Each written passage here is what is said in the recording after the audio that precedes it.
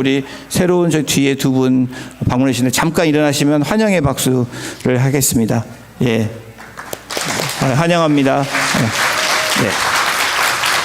네, 끝나신 후에 잠깐 저랑 같이 나누시면 좋겠습니다. 예, 오늘 우리 하나님의 말씀 같이 보겠습니다. 하나님의 말씀은 요한복음 21장 1절에서 14절까지의 말씀입니다. 제가 갖고 있는 신약성경 184페이지입니다. 요한복음 21장 1절에서 14절 조금 길지만 우리 함께 교독으로 봉독하도록 하겠습니다. 제가 먼저 1절 읽겠습니다. 그 후에 예수께서 디베랴 호수에서 또 제자들에게 자기를 나타내셨으니 나타내신 일은 이러하니라. 시몬 베드로와 디드모라 하는 도마와 갈릴리 가나 사람 나다나엘과 세베대의 아들들과 또 다른 제자 둘이 함께 있더니 시몬 베드로가 나는 물고기 잡으러 가노라 하니 그들이 우리도 함께 가겠다 하고 나가서 배에 올랐으나 그날 밤에 아무것도 잡지 못하였더니 날이 새어갈 때에 예수께서 바닷가에 서셨으나 제자들이 예수이신 줄 알지 못하는지라. 예수께서 이르시되 애들아 너희에게 고기가 있느냐 대답하되 없나이다. 이르시되 그물을 배 오른편에 던지라 그리하면 잡으리라 하시니 이에 던졌더니 물고기가 많아 그물을 들 수 없더라. 예수께서 사랑하시는 그 제자가 베드로에게 이르되 주님이시라 하니 시몬 베드로가 벗고 있다가 주님이라 하는 말을 듣고 겉옷을 두른 후에 바다로 뛰어내리더라. 다른 제자들은 육지에서 거리가 불과 한 50칸쯤 되므로 작은 배를 타고 물고기 든 그물을 끌고 와서 육지에 올라보니 숯불이 있는데 그 위에 생선이 놓였고 떡도 있더라. 예수께서 이르시되 지금 잡은 생선을 좀 가져오라 하시니 시몬 베드로가 올라가서 그물을 육지에 끌어올리니 가득히 찬 큰 물고기가 153마리라. 이같이 많으나 그물이 찢어지지 아니하였더라. 예수께서 이르시되 와서 조반을 먹으라 하시니 제자들이 주님이신 줄 아는 고로 당신이 누구냐 감히 묻는 자가 없더라. 예수께서 가셔서 떡을 가져다가 그들에게 주시고 생선도 그와 같이 하시니라. 이것은 예수께서 죽은 자 가운데서 살아나신 후에 세 번째로 제자들에게 나타나신 것이라. 아멘. 예, 일상의 삶에서의 부활을 살라라는 제목으로 오늘 본문을 가지고 하나님의 말씀 선포하겠습니다. 여러분에게 제가 질문을 하겠습니다. 여러분, 교회는 무엇으로 충만해져야 될까요?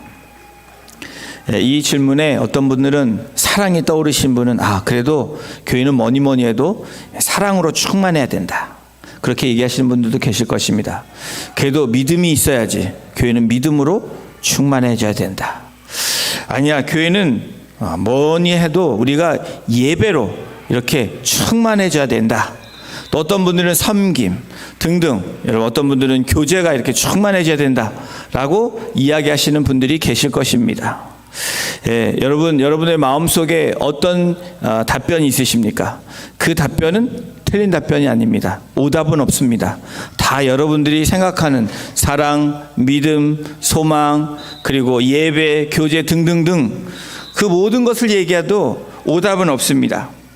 예, 누군가 저에게 되묻는다면 그러면 목사님은 교회가 뭘로 충만해야 됩니까? 라고 저에게 질문한다면 저는 이렇게 대답할 것입니다. 교회는 주님의 십자가와 부활로 충만해야 됩니다. 라고 저는 이렇게 이야기하고 싶습니다. 예, 건강한 교회, 여러분 건강한 교회는 부활하신 주님과 동행하는 것입니다. 예, 건강한 교회는 부활하신 주님의 말씀에 순종하는 교회가 건강한 교회고 건강한 성도입니다. 유진 피터슨이 쓰신 책이 있는데 일상 부활을 살다라는 이 책에서 다음과 같이 질문을 했습니다. 우리는 매일의 삶 가운데 부활의 감격과 의미를 온전히 누리고 살고 있는가? 저와 여러분에게도 지난주 부활절을 맞이하며 또 오늘 부활 다음에 첫 번째 주일을 저희가 맞이하고 있는데, 여러분, 우리는 매일의 삶 가운데 부활의 감격 그리고 부활의 의미를 그렇게 누리면서 살고 계십니까? 여러분 어떠세요? 그냥 부활절 한 주만 누리고 그냥 잊어먹고 사십니까? 아니면 여전히 나도 그 부활의 감격과 기쁨을 계속해서 누리고 사십니까? 또한 유이진 피터슨은 책에서 많은 성도들이 다음과 같이 생각한다고 이렇게 기록하고 있습니다. 많은 신자들에게 부활이란 이렇게 물어보면서 이렇게 얘기합니다. 우리 한번 같이 읽어볼까요? 시작. 복음의 드라마에서 없어서는 안 될 핵심적 장면이라기보다는 십자가에서 결정을 찍은 드라마를 그럴듯하게 매듭짓는 마지막 회 정도에 머문다. 여러분, 신자들에게, 성도들에게, 저와 여러분들에게도 이 부활이라는 이 의미가 이 복음의 드라마에서는 없어서는 안 되는 가장 중요한 핵심에도 불구하고 우리가 일상의 삶에서, 우리의 신앙생활에서 그냥 십자가의 그 죽으심, 그 고난, 그 절정을 찍은 그럴듯하게 매듭짓는 마지막이 부활이다라고 생각한다면 우리는 잘못된 복음을 가지고 나아가는 것입니다. 그게 틀렸다라는 것이 아니라 주님이 말씀하시는 그 뜻대로 우리가 살아가지 못한다라는 것을 말씀드립니다. 오늘 요한복음 21장, 저희들이 읽은 요한복음 21장은 요한복음의 마지막 장입니다. 20장까지 십자가의 고난이 마치시고 부활하신 주님, 무덤에서 살아나시고 제자들에게 나타나셨을 뿐 아니라 여인들에게 나타나셔서 첫 부활의 열매가 되셔서 증거되시는 장면들이 20장으로 끝이 납니다. 절정에 이루어졌습니다. 그런데 이 21장은 부활 후에 주님께서 세 번째로 제자들에게 나타나신 장면입니다. 공관복음이 사복음서를 뒤져봐도 이 요한복음 21장에 나타나는 이 사건은 나오지 않습니다. 오직 요한복음 21장에만 기록되어 있습니다. 그것도 7명의 제자들을 만나는 그 장면이 오늘 요한복음 저희들이 읽은 21장의 이야기입니다. 이 요한복음의 시작이 어떻게 되죠, 여러분? 요한복음의 시작이 요한복음 1장 1절이 이렇게 시작을 합니다. 우리 함께 같이 읽겠습니다. 태초에 말씀이 계시니라. 이 말씀이 하나님과 함께 계셨으니 이 말씀은 곧 하나님이시니라. 이 요한복음의 시작, 우리가 어떤 드라마나 영화를 할 때 프롤로그가 있습니다. 책도 읽을 때 앞에 서문 같은 게 있습니다. 이 책을 소개하는 주인공이 누구고 어떤 의도로 쓰여졌는지를 이야기하는 그 이야기가 여러분 프롤로그라고 얘기합니다. 등장인물을 소개하거나 또 전체적인 것을 간단하게 설명하는 것. 그런데 이 주인공이신 예수 그리스도, 바로 이 태초에 하나님의 말씀이 계시니라, 이 로고스가 바로 예수 그리스도이시라는 것을 나타내는 그 프롤로그의 시작이 요한복음 1장 1절이라면 여러분, 오늘 본문의 요한복음 21장은 바로 에필로그입니다. 이 여러분 모든 것들이 끝난 다음에, 여러분 보시죠, 영화나 드라마도 쫙 촬영 감독 뭐 이렇게 주인공들 쫙 나오죠, 배우들이. 그 다음에 끝난 다음에 바로 이 다음에 에피소드가 잠깐 나오는데 그걸 에필로그라고 얘기합니다. 이 요한복음 21장은 바로 20장에 끝나면서 부록처럼 우리에게 주시는 하나님의 말씀인데, 그리스도께서 이 땅을 떠나시기 전에 제자들에게 나타나신 장면, 또 제자들을 부르시고 제자들에게 하신 말씀을 오늘 이 요한복음 21장에 기록되어 있는 것입니다. 오늘 본문을 통해서 십자가에서 죽으시고 부활하셨는데 이 모든 것이 끝나는 그 시점에서 엔딩 크레딧으로 추가적인 내용을 주시는 이 장면을 통해서 바로 우리가 일상의 삶에서 부활하신 주님 만난 제자들처럼 우리가 일상의 삶에서 부활을 사는 성도가 어떻게 살아야 되는지, 주님이 어떻게 우리에게 함께 하시는지를 오늘 본문을 통해서 함께 나눠보길 원합니다. 부활 후에 제자들에게 세 번째 나타나신 겁니다. 제자들에게 주님이 나타내 주셨다라는 겁니다. 여러분, 부활 후의 제자들에게, 참 제자, 진짜 제자인 우리들에게, 또 부활절을 맞이하고 늘 부활의 삶을 살아가야 되는 저와 여러분들에게 주님은 나타내 주신다는 사실입니다. 우리 1절을 다시 한번 읽어보겠습니다. 시작. 그 후에 예수께서 디베랴 호수에서 또 제자들에게 자기를 나타내셨으니 나타내신 일은 이러하니라.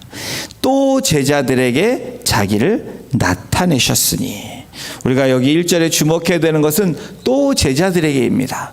또 하나님의 사람들에게, 또 부활을 믿는, 그리고 부활을 경험했던, 또 부활을 그렇게 목격했던 한 사람 한 사람들에게, 제자들에게 특별히 또 나타나셨다라는 겁니다. 어디에 나타나십니까? 갈릴리 바다에서, 디베랴 호수라고 나오는데 갈릴리 바다이기도 하고, 게네사렛 호수라고 이름 지어지는 여러 가지의 이름이 있지만, 오늘 본문에는 뭐라고 이야기합니까? 1절에 디베랴 호수라고 이야기합니다.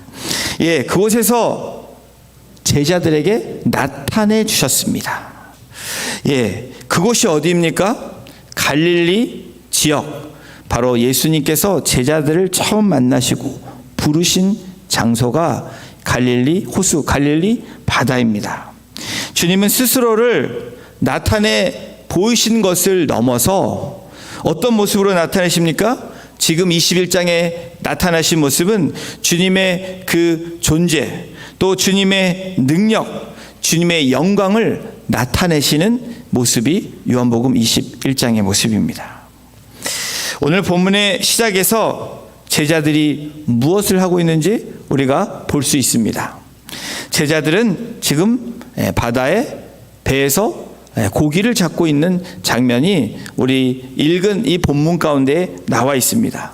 다시 말하면 제자들은 우리가 생각할 때 과거의 모습으로 돌아가서 이제 다시 본인들의 잡인, 업종인 이 어부의 역할을 하고 있다라고 생각할 수도 있습니다. 분명한 것은 자신의 과거의 삶으로 다시 돌아가고 과거의 그 곳으로 돌아갔다는 사실은 성경이 우리에게 보여주는 그러한 장면입니다. 지금 자신들이 해왔던 일을 하고 있는 제자들을 우리는 만나게 됩니다. 그리고 그 제자 중에 한 명인 이 수제자인 베드로가 다음과 같이 제자들에게 말을 합니다. 우리 3절입니다.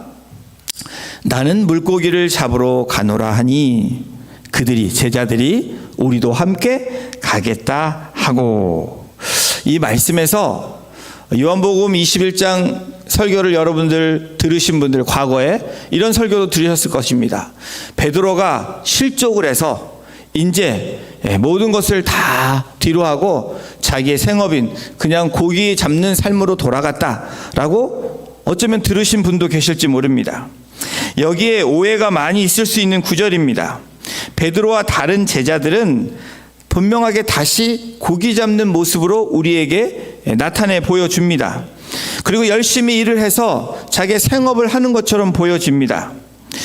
그런데 우리가 오늘 이 본문을 통해서 한번 질문을 해볼 수 있습니다. 왜 베드로와 다른 제자들이 갈릴리에 다시 와서 열심으로 고기를 잡고 있을까? 아까 말씀드린 것처럼 제자들이 지금 이제 실족해서 이제 예수님도 없으니까 다시 세상으로 돌아가서 자기의 일을 충실히 하고 있는 거다라고 생각하는 분들도 계실지 모릅니다. 아니면 조금 더 성경을 조금 더 우리 요한복음 20장이나 또 마태복음 28장에 있는 말씀을 우리가 안다면 부활 후에 주님께서 여인들에게 나타나셔서 말씀하신 것처럼 갈릴리로 가면 나를 만날 것이라고 말씀하신 그 말씀 때문에 갈릴리로 돌아왔다. 그런데 가만히 있기가 좀 그래서 지금 물고기를 잡으러 나가고 있는 거다라고 생각할 수 있을 것입니다.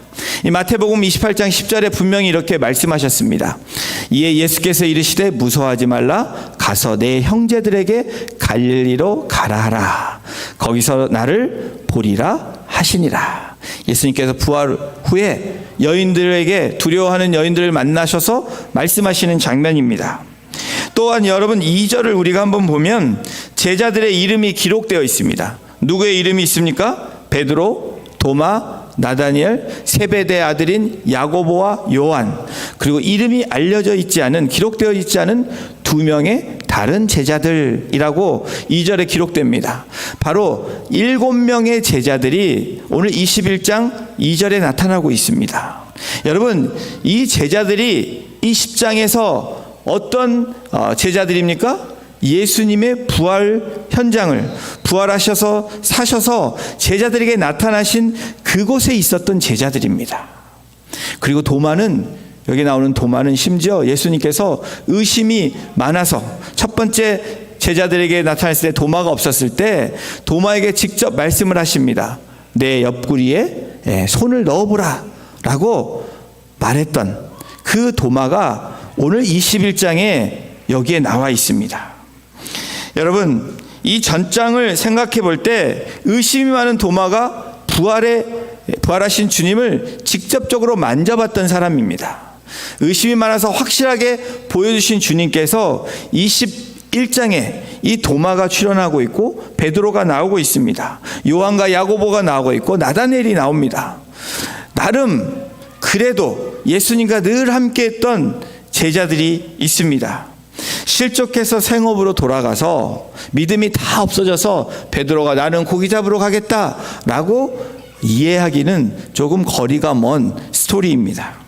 자, 오늘 본문에서 묘사된 장면의 실제적인 의미를 파악하는 키가 있는데, 사도들이 처음으로 부르심을 받았던 그때와 오늘 요한복음 21장의 모습이 아주 유사하다라는 사실입니다.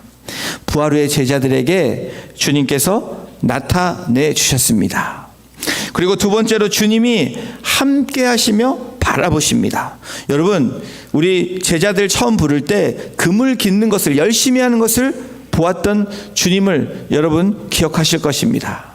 오늘 이 부활 후의 제자들에게도 같은 맥락으로 주님이 함께 하시며 멀리서 지금 고기 잡는 모습을 보는 제자들을 보시면서 그렇게 서 바라봐 계신다는 겁니다. 베드로와 6명의 제자들이 배에 오릅니다. 밤새도록 고기를 잡으려고 했지만 잡지 못하는 그런 결과를 맞이합니다. 이 21장에 이해가 되지가 않는 장면이 몇 군데가 있는데, 저는 어떻게 그렇게 밤새도록 고기를 잡았는데 한 마리도 잡지 못했을까? 그냥 낚시꾼들도, 그냥 취미로 간 사람도 그냥 잡을 수 있는 게 고기인데, 여러분, 이 잔뼈가 굵고 어디에다 그물을 던지면 적어도 한두 마리는 잡지 않을까요?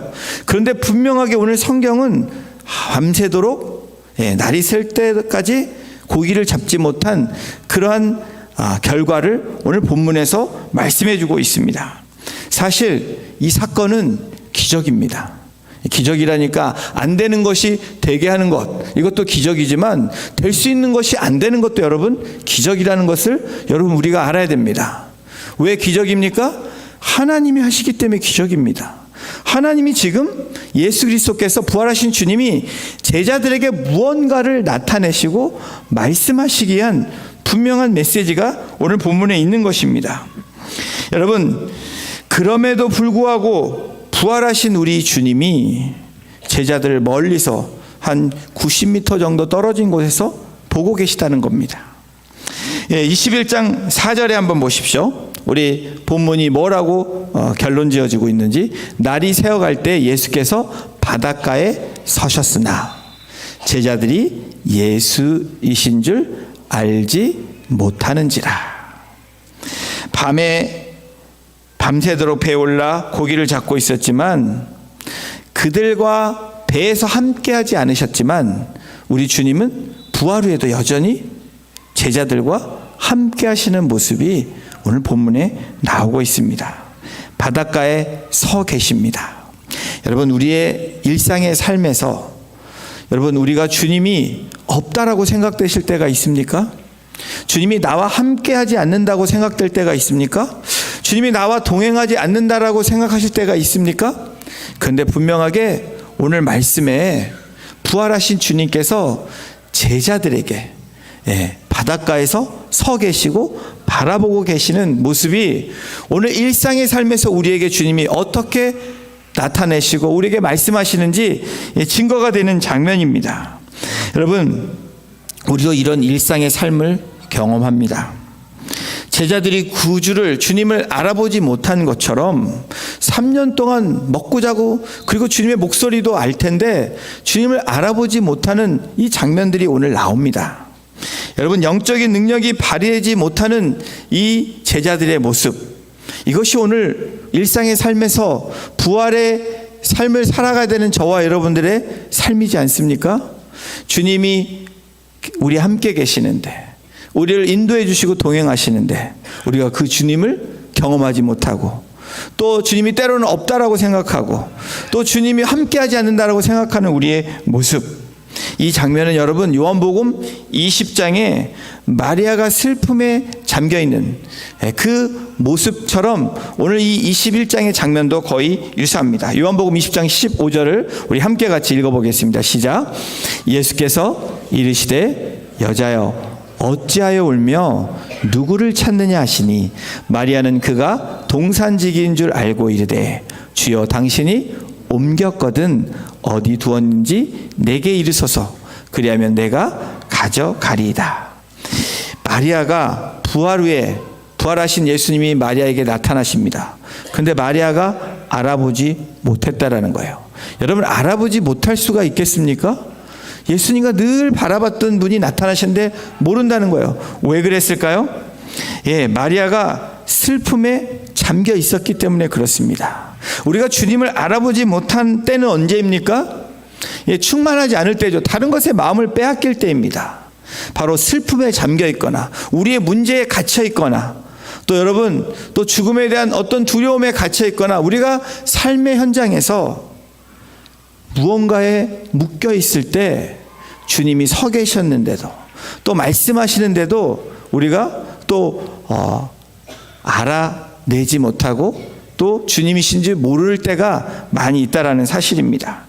부활 후에 제자들에게 주님이 나타내 주셨습니다. 그리고 주님이 함께 하시며 바라봐 주십니다. 그리고 세 번째로 우리 함께 같이 읽겠습니다. 시작.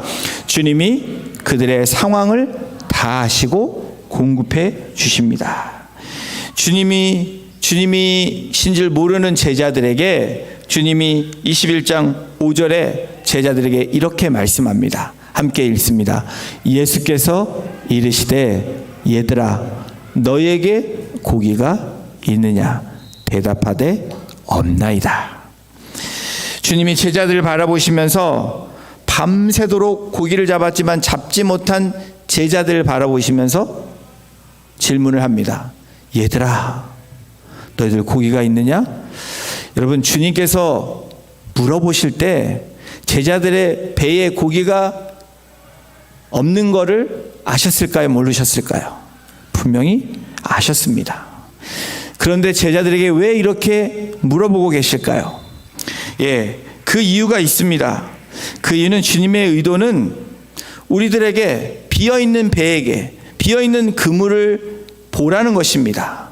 그리고 그것을 향해서 내가 채우시겠다고 말씀하시는 하나님의 공급하심을 이야기하고 있는 것입니다.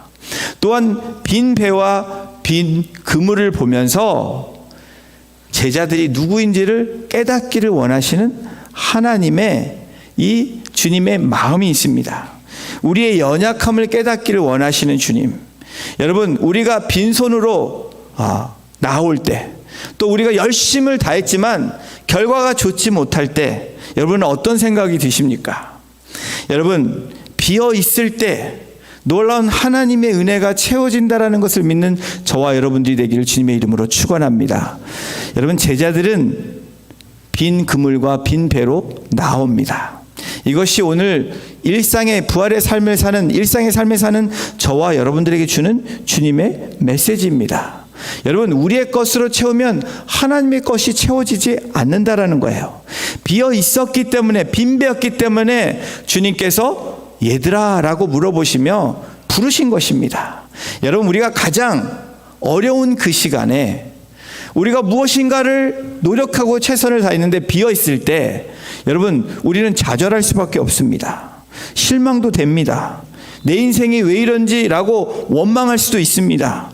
여러분 그러나 비어 있는 우리의 모습, 우리의 연약한 모습을 가지고 주님 앞에 나올 때 여러분 그 비움의 영성 가운데 채워주시는 그 하나님의 은혜를 경험할 수 있는 저와 여러분이 되시기를 주님의 이름으로 축원합니다. 여러분 오늘 본문의 장면이 누가복음 5장에 비슷한 상황이 나오고 있습니다. 누가복음 5장 8절을 함께 같이 우리 합독합니다. 시몬 베드로가 이를 보고 예수의 무릎 아래 엎드려 이르되 주여 나를 떠나소서 나는 죄인이로소이다 하니. 주님과 제자들의 초반부의 이 장면입니다.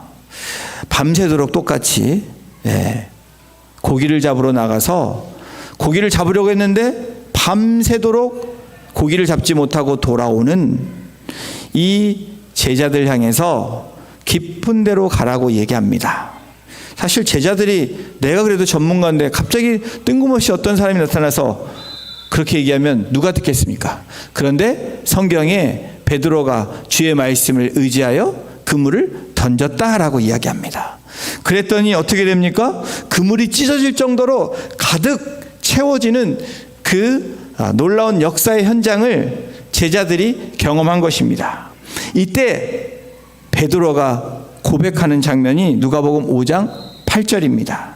예수의 무릎 아래 엎드려 자신의 정체성을 발견하죠. 연약한 존재임을 발견하죠. 그리고 엎드려 이르되 주여 나를 떠나소서 나는 죄인으로소이다.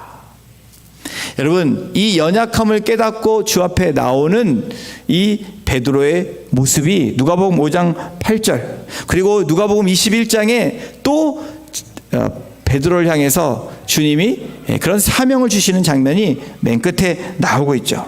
여러분 때로는 고통스럽지만 우리의 삶이 또 우리가 하는 일 가운데 사역 가운데 여러분 어려움이 있지만 우리가 주님 앞에 비움으로 나아갈 때 하나님이 채울 것을 믿고 나아가는 저와 여러분이 될 때 주님의 공급하심을 경험하는 놀라운 은혜를 경험할 수 있다는 것을 제자들에게 제시해주고 오늘 우리들에게 말씀하고 계십니다. 사랑하는 성도 여러분, 바닷가로부터 우리에게 말씀하시는 주님을 볼 수 있는 저와 여러분이 되기를 원합니다.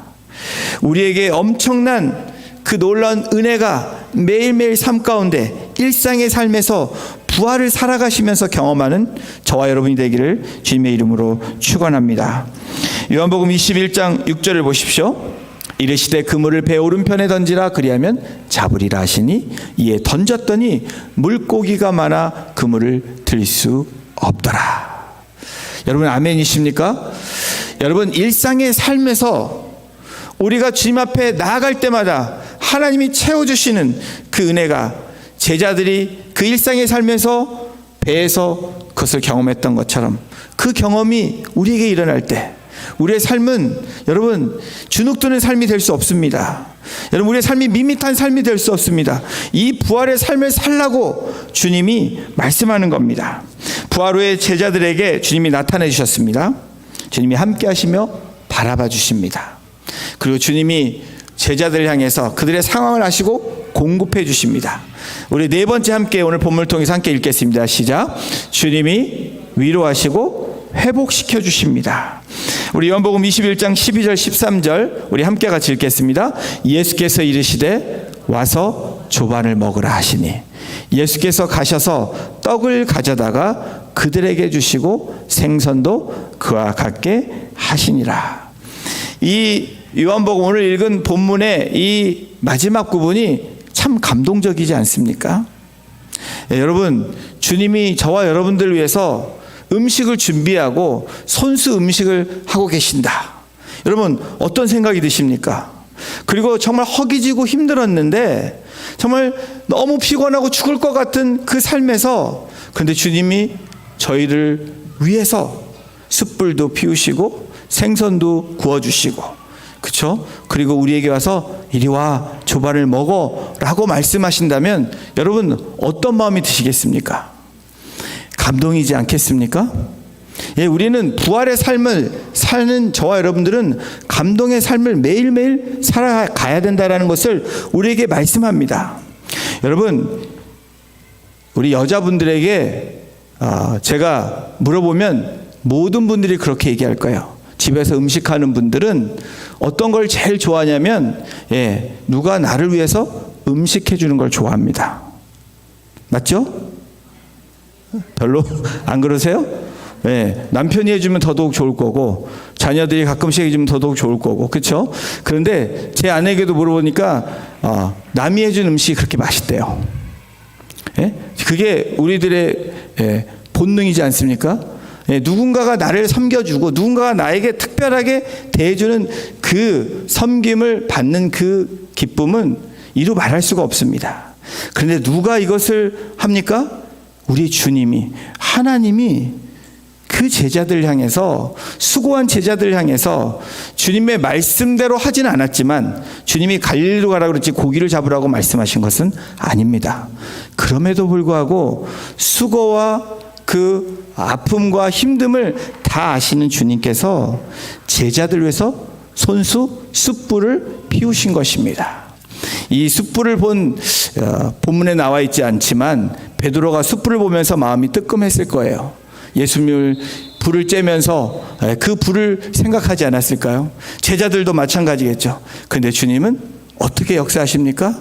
이 숯불을 피우신 이유는 공급하고 그들을 사랑하고 격려하기 위함이라는 겁니다. 여러분, 부활을 살아가는 저와 여러분들에게 오늘 주님이 우리에게 말씀하십니다. 나는 너희를 사랑하는 여호와다. 하나님이고 너의 주님이다라고 말씀합니다. 나는 너희에게 늘 공급하는 하나님이라고 말씀하십니다.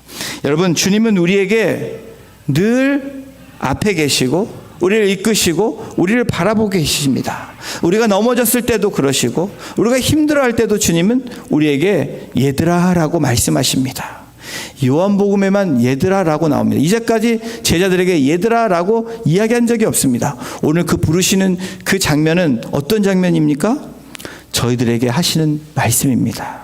힘들고 지쳐있는 우리의 일상의 삶에 있는 저와 여러분들에게 얘들아 라고 부르십니다. 고기가 없는 거 내가 안다 라고 말씀합니다.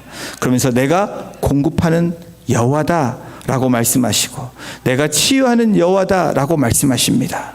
여러분, 부활을 경험한 저와 여러분들, 또 부활을 믿는 저와 여러분들, 오늘 부활 후에 제자들에게 나타나시고 제자들에게 말씀하시고 제자들에게 공급하시고 또 제자들을 치유하시며 일으켜 세우시는 그 주님의 이 모습이 오늘 일상의 삶에서 부활을 살아가기 위한 저와 여러분들에게도 동일하게 말씀하고 계시다는 것입니다.